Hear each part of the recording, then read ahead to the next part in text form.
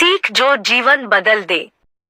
एक राजा था जिसका नाम रामधन था।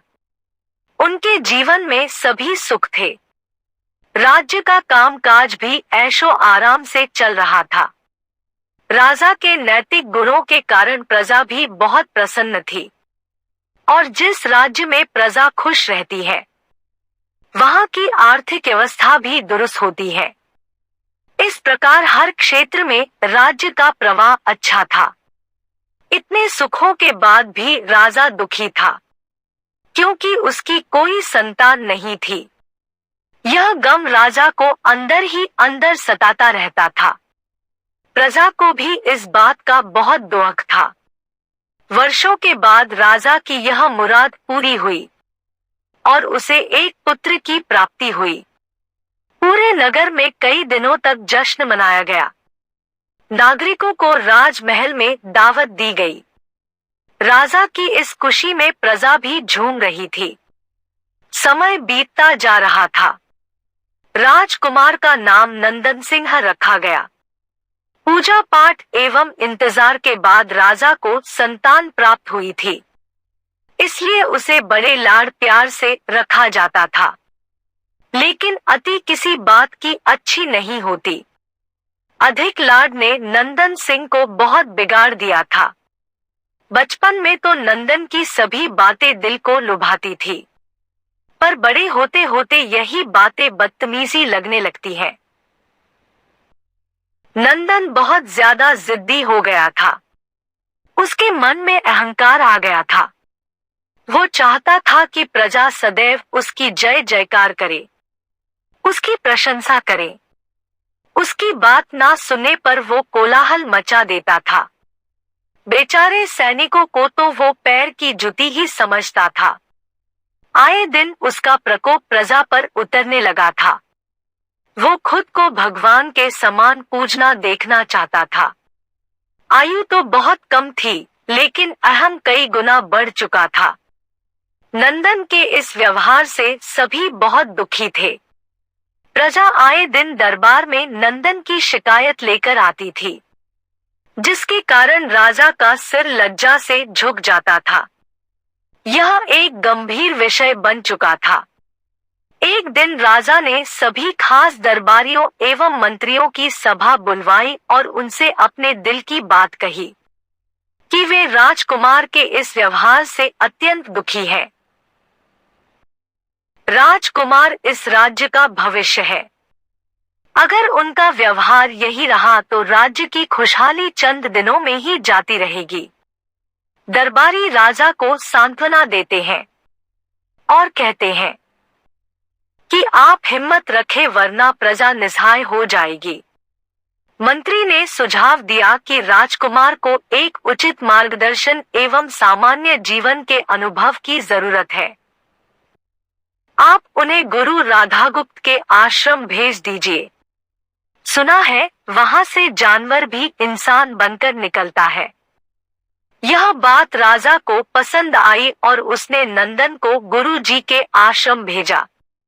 अगले दिन राजा अपने पुत्र के साथ गुरु जी के आश्रम पहुंचे।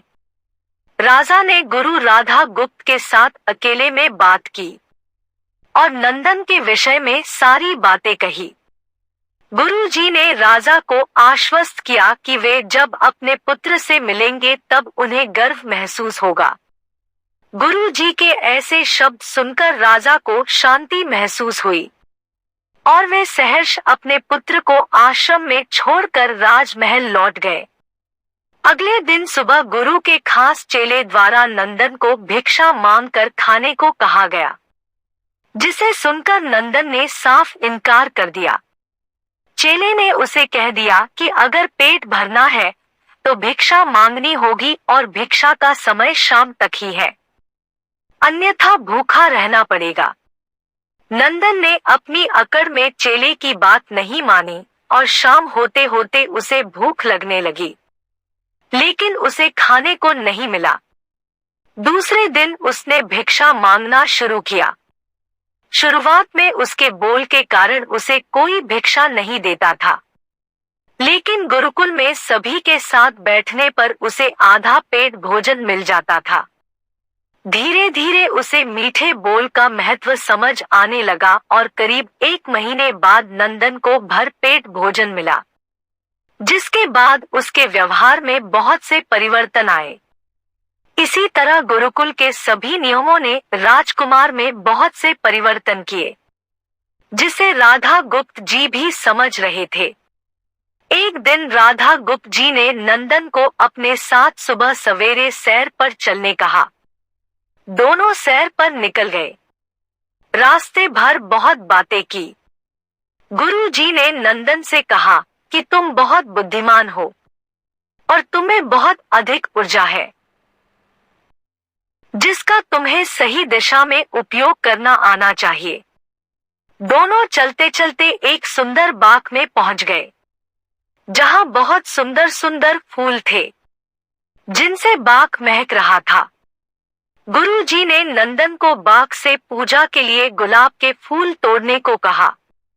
नंदन झट से सुंदर सुंदर गुलाब तोड़ लाया और अपने गुरु के सामने रख दिए।